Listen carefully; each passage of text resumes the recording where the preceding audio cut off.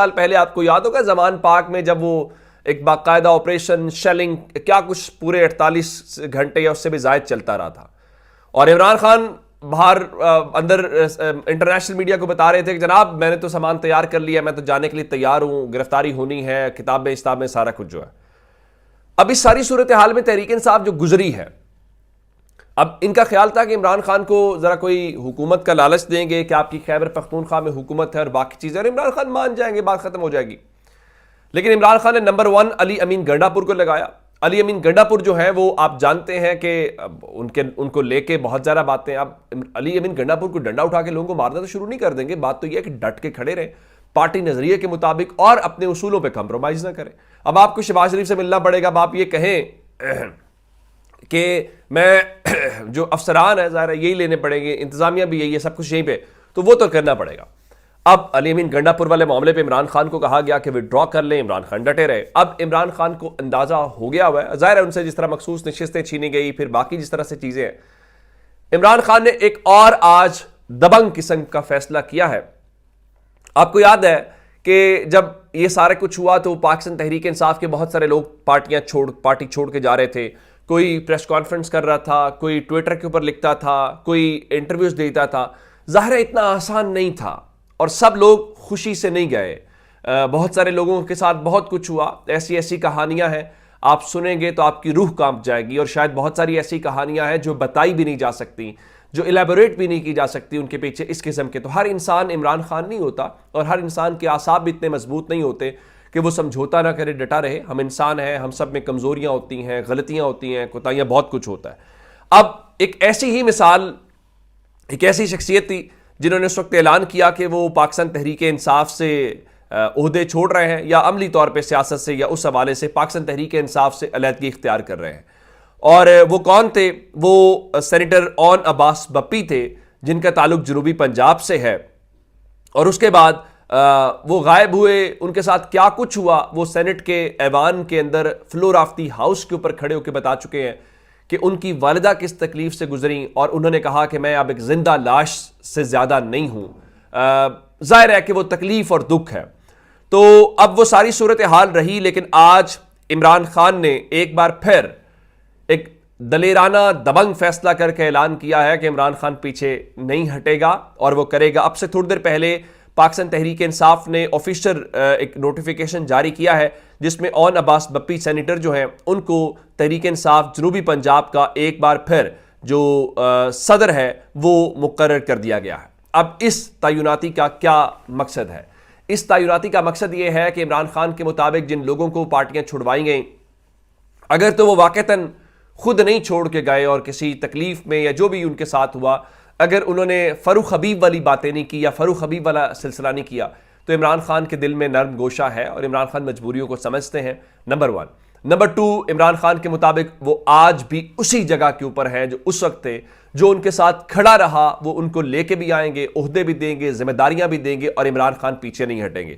اور کچھ ایسی ہی صورتحال تحریک انصاف کے جو لوگ ہیں وہ بھی کہتے ہوئے دکھائی دیے، اور آج اسد کیسر، بیرسٹر گوہر مزاحمت کی سیاست کی بات کر رہے ہیں، اور اسد کیسر تو آج کہہ رہے تھے یہ ایک لمبی جنگ ہے، لمبا سفر کرنا ہے، ہم وہ پاکستان بنائیں گے جس میں سب کے برابر کے حقوق ہوں گے، اور ان کے مطابق وہ دن قریب ہے جس دن خلق خدا طاقت میں ہوگی، اور خلق خدا جو ہے وہ پاکستان کے اندر فیصلہ کرے گی۔ اسد کیسر نے کہا کہ وعدہ کرتا ہوں ایوان میں اور سڑکوں پر ان کا مقابلہ کریں گے، اور مزاحمت کے لیے اپنے آپ کو تیار کر رہے ہیں، جس کا مطلب ہے کہ ابھی ان کا جو خیال ہے کہ تحریک انصاف کو پیچھے ہٹ جائے گی وہ صورتحال اب دکھائی نہیں دے رہی۔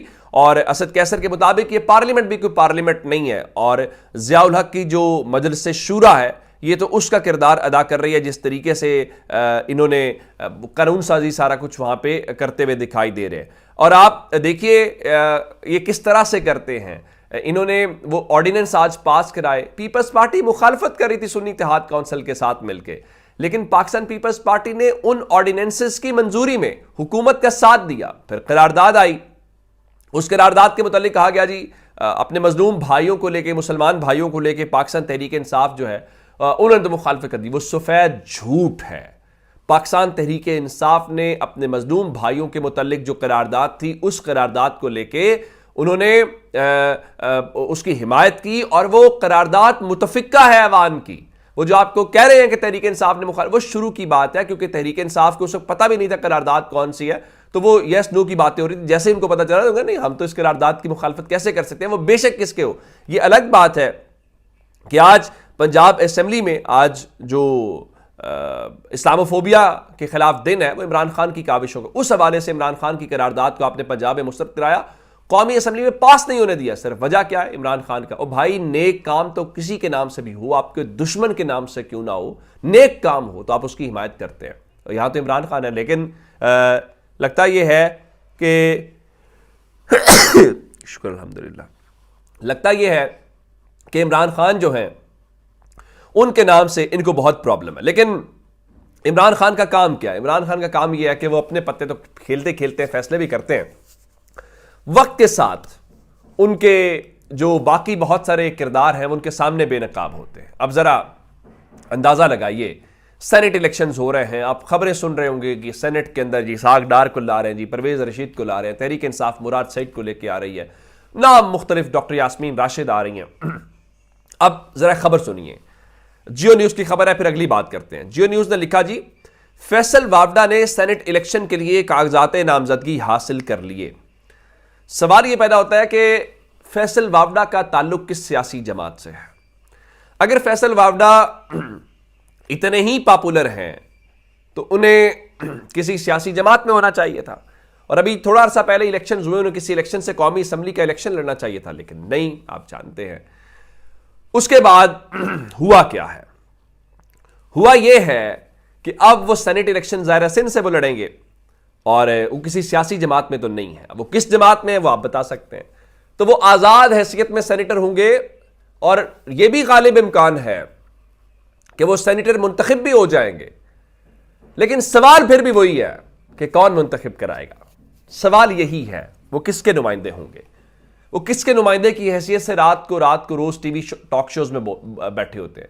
وہ کس کے نمائندے کی حیثیت سے وہاں پہ بات کر رہے تھے، اور جو بات کر رہے تھے پھر وہی صحیح ثابت ہوتی ہے بعد میں۔ تو یہ ایک صورتحال ہے۔ اچھا، اب اگلی ایک جو خبر آپ کو بتانا چاہتے ہیں، کیا کچھ پاکستان کے اندر ہوتا ہے۔ ایک تو آصف زرداری آج گڑھی خدا بخش لاڑکانہ گئے ہوئے تھے، وہاں پہ انہوں نے جو پارٹی کے جس میں بے نظیر بھٹو ہیں، اس کے علاوہ ذوالفقار بھٹو کی قبروں کے اوپر انہوں نے حاضری شاضری دی ہے۔ لیکن اس کے علاوہ میں آپ کو جو خبر دینا چاہتا ہوں وہ امریکی سفیر متحرک ہوئے ہیں۔ ایک تو آئی ایم ایف والے پاکستان آئے ہوئے ہیں، پاکستان کے ساتھ ان کی ملاقاتیں ہو رہی ہیں، اور تحریک انصاف والے ادھر آئی ایم ایف کے سامنے احتجاج کرتے ہوئے دکھائی دیے، اور عطا تارڑ کہہ رہے تھے جی افسوس سے کہنا پڑتا ہے کہ ملک دشمن جماعت، یعنی ان کے مطابق تحریک انصاف ملک دشمن جماعت ہے، وہ آئی ایم ایف کے پروگرام